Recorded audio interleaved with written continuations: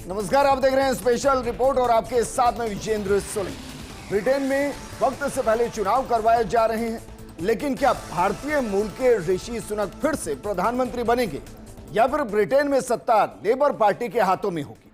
आज हम आपको ब्रिटेन के चुनाव की पूरी एबीसीडी समझाएंगे, बताएंगे भारत और ब्रिटेन के चुनाव में क्या क्या समानताएं हैं और क्यों ब्रिटेन आज भी बैलेट पेपर से चुनाव कराता है और क्यों वहां भारत की तरह बड़ी बड़ी रैलियां नहीं होती। साथ ही आपको बताएंगे कि कैसे ब्रिटेन की सत्ता की चाबी भारतीयों के हाथों में है और भारतीय मूल के कितने नेता इस चुनावी मैदान में हैं। साथ ही आपको ब्रिटेन के चुनाव के गणित, 4 स्टेट्स जिनको मिलाकर ब्रिटेन बनता है, उनकी सियासत की हकीकत क्या है और क्यों ब्रिटेन की हर पार्टी कह रही है कि इंडिया आर द बेस्ट।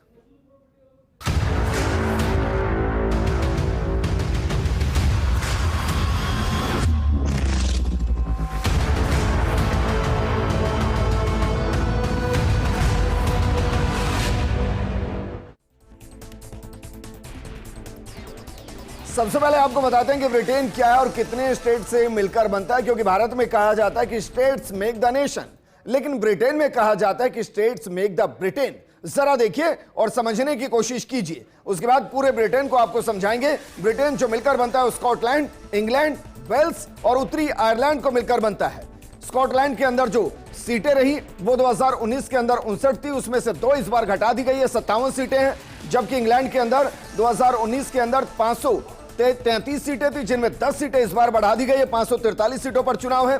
उसके अलावा अगर आप बात करेंगे उत्तरी आयरलैंड की, तो उत्तरी आयरलैंड में कोई बदलाव नहीं किया गया, 18 सीटें पहले थी, 18 सीटें इस बार हैं।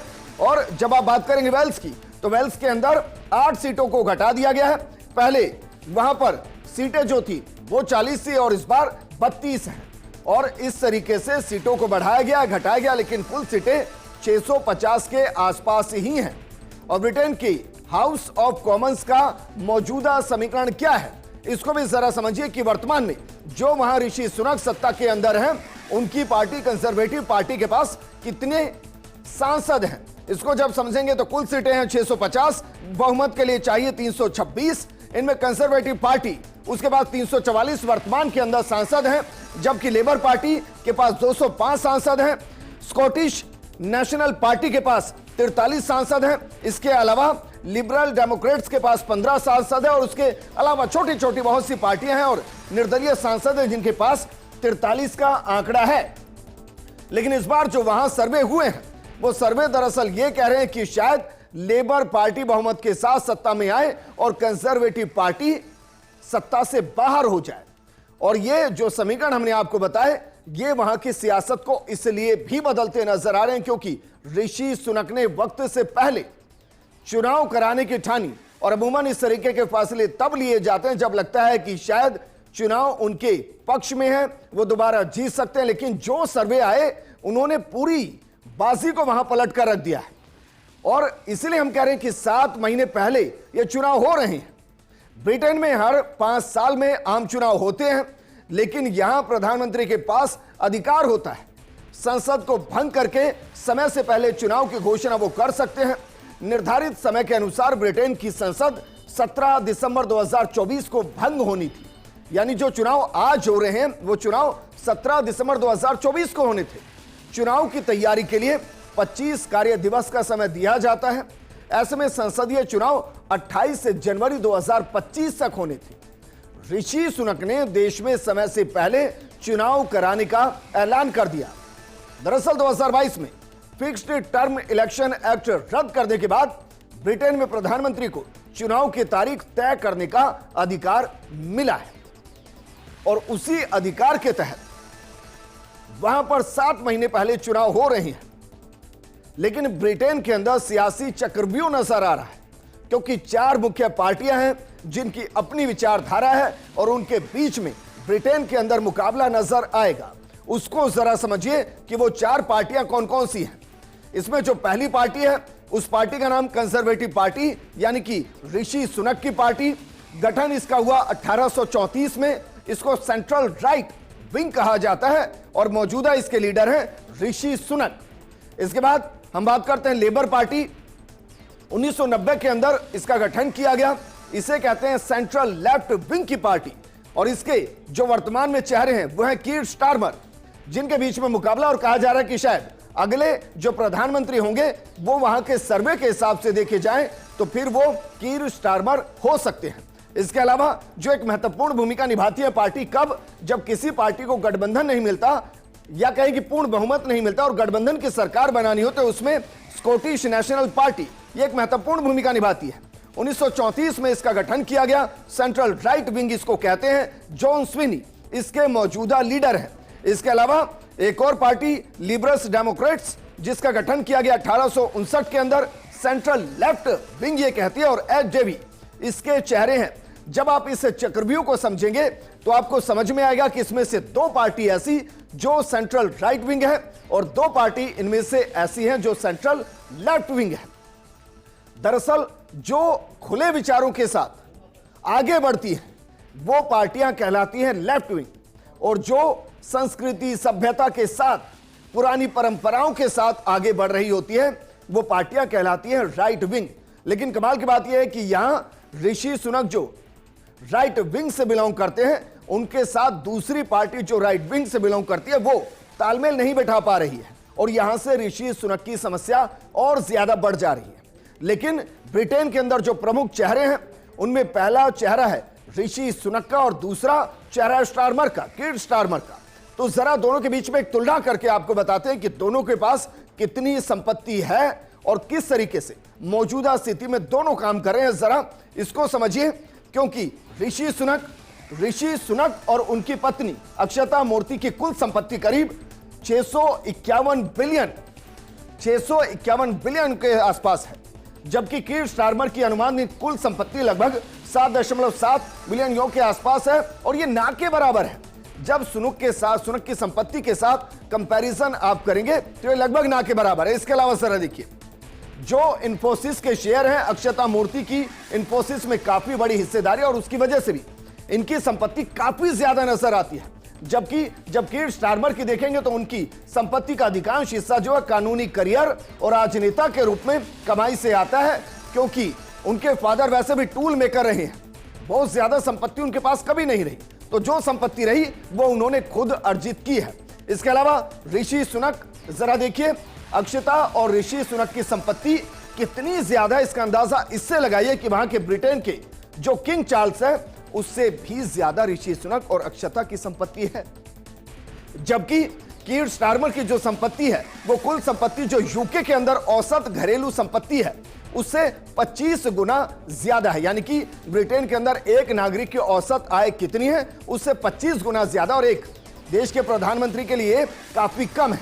इसके अलावा देखिए इस साल दोनों की संपत्ति में 120 बिलियन पाउंड का इजाफा हुआ है। जबकि अगर हम देखेंगे कीर स्टारमर की संपत्ति में, तो संपत्ति में बहुत ज्यादा इजाफा नहीं हुआ है और संपत्ति के सामने ना के बराबर है जब आप इसको ऋषि सुनक की संपत्ति के साथ जोड़ेंगे। लेकिन क्या ब्रिटेन के अंदर भी भावनाएं चलती हैं, और स्टारमर जिस तरीके से जमीन से उठकर आज ब्रिटेन की राजनीति में छा गए, क्या वाकई में चुनाव में उसका असर दिखाई देगा? जो भी हो, बहरहाल ब्रिटेन के चुनाव को जो अंदर तक समझते हैं वो बहुत अच्छे से समझते हैं कि ब्रिटेन के चुनाव की चाबी दरअसल भारत के पास है, भारतीयों के पास है। और इसको समझाने के लिए कुछ आंकड़े आपके सामने रखते हैं, क्योंकि भारतीय परिवार हाई लेवल इनकम वाले परिवारों में सबसे आगे हैं और ब्रिटेन की जीडीपी में एक बड़ी भूमिका निभाते हैं। ब्रिटेन की जीडीपी के अंदर जो भारतीय वहां हैं उनका योगदान 6% के आसपास है, यानी कि सीधे तौर पर वो आर्थिक ताकत के साथ ब्रिटेन की राजनीति में प्रभाव डाल सकते हैं। इसके अलावा ब्रिटेन के अंदर लगभग 25 लाख के आसपास भारतीय वोटर हैं, और ये एक अच्छी खासी तादाद है। और हम इसलिए इसको एक अच्छी खासी तादाद कह रहे हैं क्योंकि इस बार जो वहां चुनाव में है वो कितने उम्मीदवार हैं? भारतीय मूल के जो उम्मीदवार इस बार चुनावी मैदान में हैं वो हैं 107। आप जरा सोचिए, 650 की संसद के अंदर 107 उम्मीदवार भारतीय मूल के हैं और यही एक वजह है कि एक 25 लाख से ज्यादा भारतीय वहां मौजूद हैं, 107 से ज्यादा चुनाव लड़ रहे हैं। लेकिन जिन्होंने टिकट दिए हैं उसमें कौन सी पार्टी सबसे ऊपर है? उसमें जो सबसे ऊपर पार्टी है वो है लेबर पार्टी। लेबर पार्टी ने जितने भारतीयों को वहां टिकट दिए हैं, यह आंकड़ा है दरअसल 33 का। 33 भारतीय मूल के कैंडिडेट लेबर पार्टी से इस बार चुनावी मैदान में हैं, जबकि ब्रिटिश भारतीयों को टिकट देने में कंजर्वेटिव पार्टी यानी कि सुनक की पार्टी बहुत ज्यादा पीछे नहीं है। जो सुनक की कंजर्वेटिव पार्टी है वो दरअसल 30 कैंडिडेट को, भारतीय मूल के कैंडिडेट को उम्मीदवार बना रही है। और ब्रिटेन की छोटी पार्टियों ने भी ब्रिटिश भारतीयों पर खूब दांव खेला है। जिस तरीके से अगर हम बात करते हैं ग्रीन पार्टी की,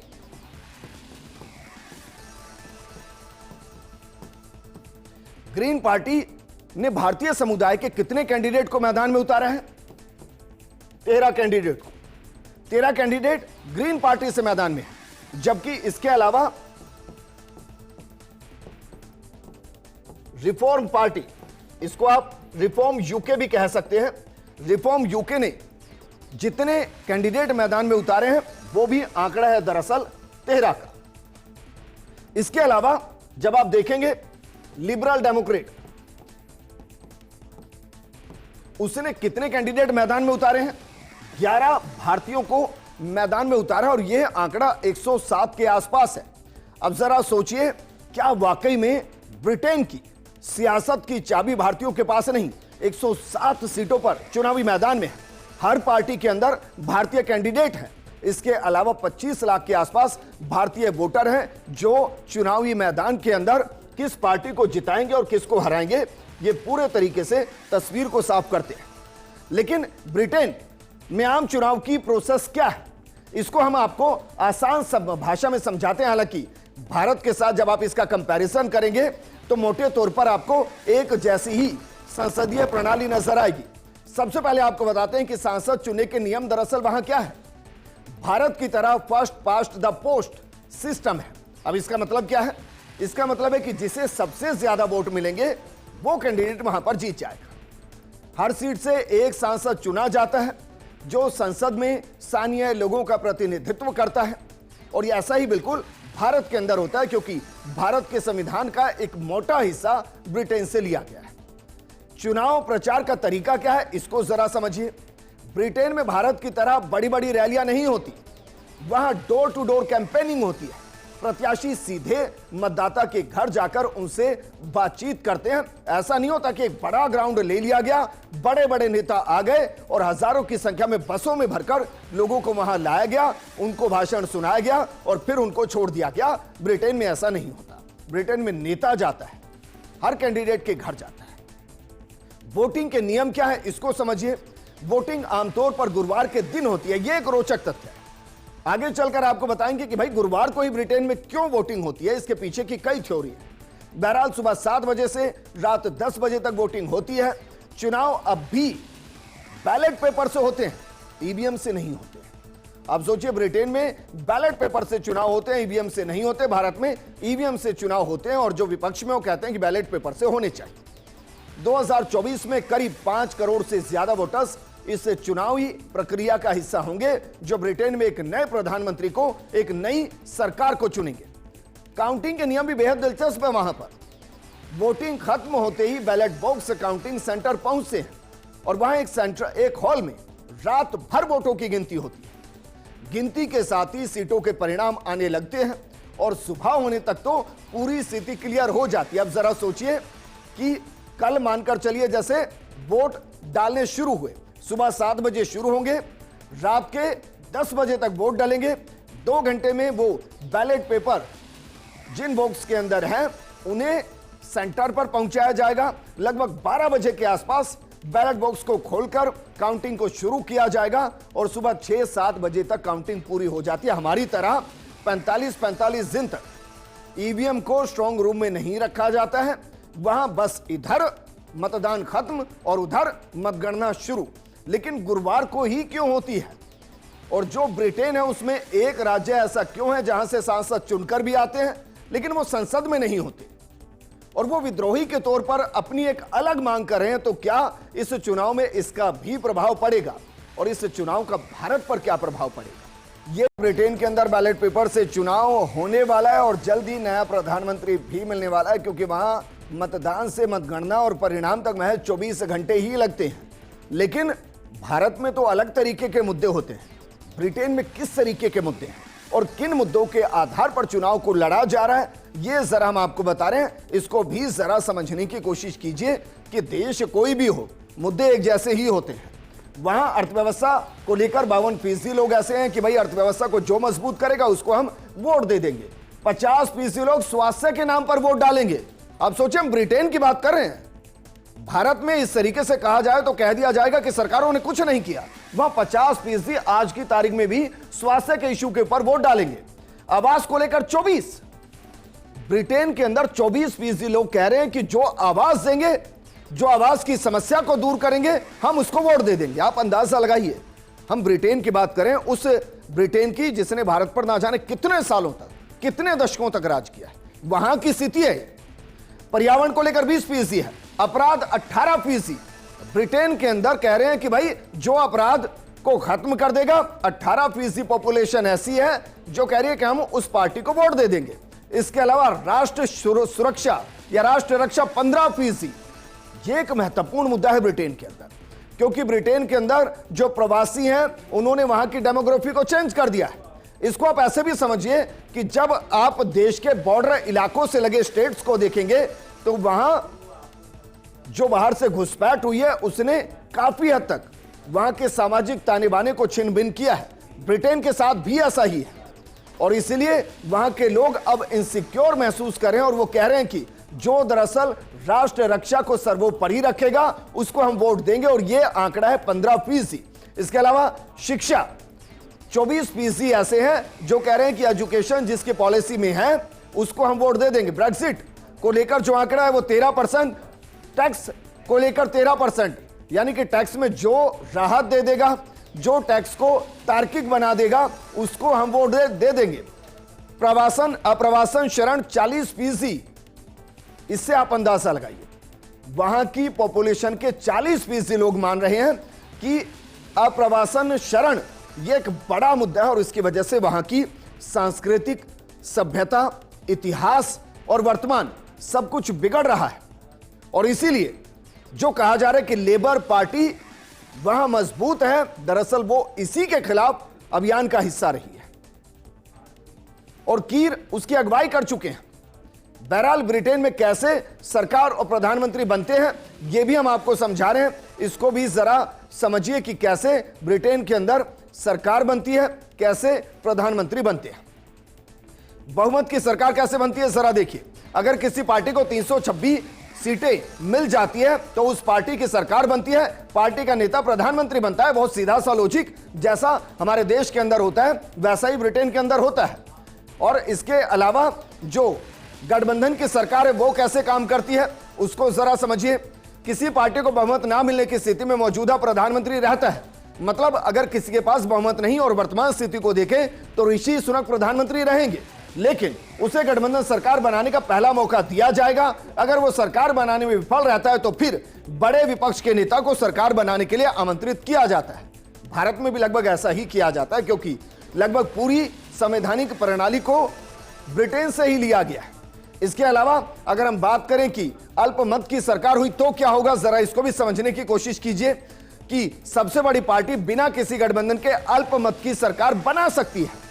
इसमें कोई समस्या नहीं, ऐसा नहीं है कि चुनाव दोबारा होंगे, नहीं। जो भी पार्टी होगी जिसके पास कम बहुमत से कम है लेकिन वो सबसे बड़ी पार्टी है, वो अल्पमत की सरकार वहां चला सकती है। लेकिन एक शर्त है। एक शर्त क्या है कि हाउस ऑफ कॉमन्स में कोई बिल पास कराने के लिए बहुमत का प्रयास किया जाएगा, बहुमत के साथ ही वो बिल पास किया जाएगा, उसके बिना वो बिल पास नहीं होगा। लेकिन ब्रिटेन में गुरुवार को ही क्यों आम चुनाव होते हैं यह भी बेहद इंटरेस्टिंग है। तो इसको लेकर अलग अलग थ्योरी है। हम कुछ थ्योरी आपके सामने लेकर आ रहे हैं, उन थ्योरी को जरा देखिए कि ब्रिटेन में गुरुवार को ही आम चुनाव क्यों कराए जाते हैं। जरा देखिए, ब्रिटेन के अंदर पहली थ्योरी जो है, पहली थ्योरी क्या कह रही है कि यूके में शुक्रवार पारंपरिक रूप से सैलरी मिलने का दिन होता है।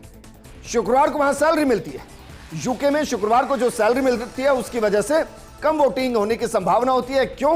क्योंकि वो जश्न मना रहे होते हैं, वो बार के अंदर होते हैं, वो पार्टी कर रहे होते हैं और इसलिए वो वोट डालने नहीं आते और इसीलिए गुरुवार को वहां वोटिंग की जाती है।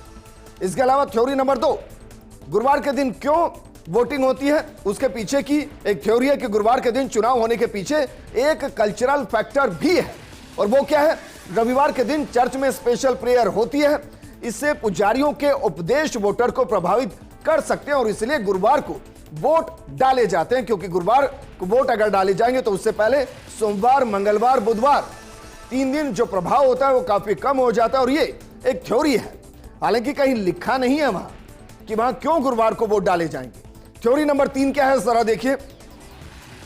पुराने समय में गुरुवार को ब्रिटेन के कई शहरों और गांवों में बाजार लगते थे और इस वजह से ज्यादातर लोग घरों से बाहर निकलते थे और इससे ज्यादा वोटिंग होने की संभावना बढ़ जाती थी, क्योंकि लोग जब घरों से बाहर ही आ जाते थे तो वो वोट भी डाल देते थे और इसलिए गुरुवार को चुना गया।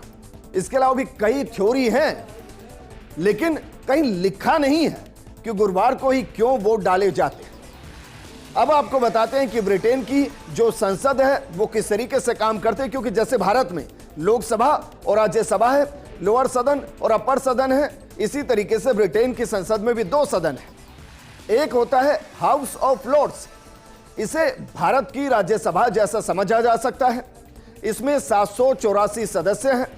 इसमें ज्यादातर किसी क्षेत्र के एक्सपर्ट होते हैं।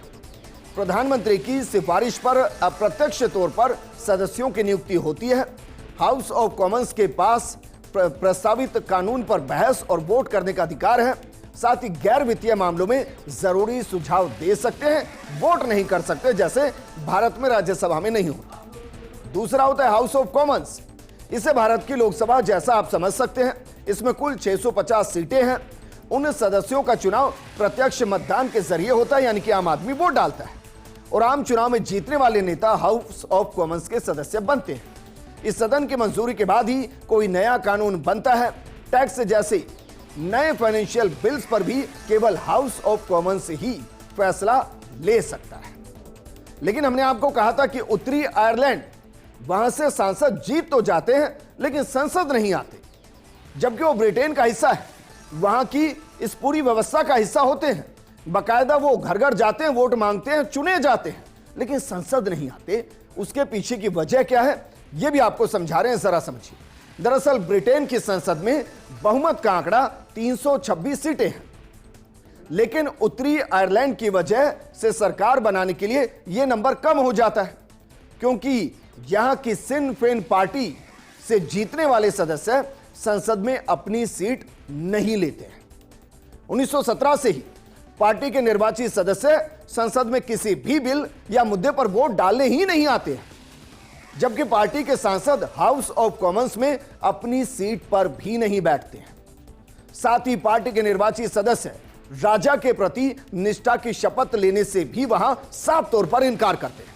अब इसके पीछे का कारण क्या है, इसी का कारण बताएं, लेकिन इनको हाउस ऑफ कॉमन में वोट देने का अधिकार भी नहीं मिलता, क्योंकि ये राजा की शपथ ही नहीं लेते।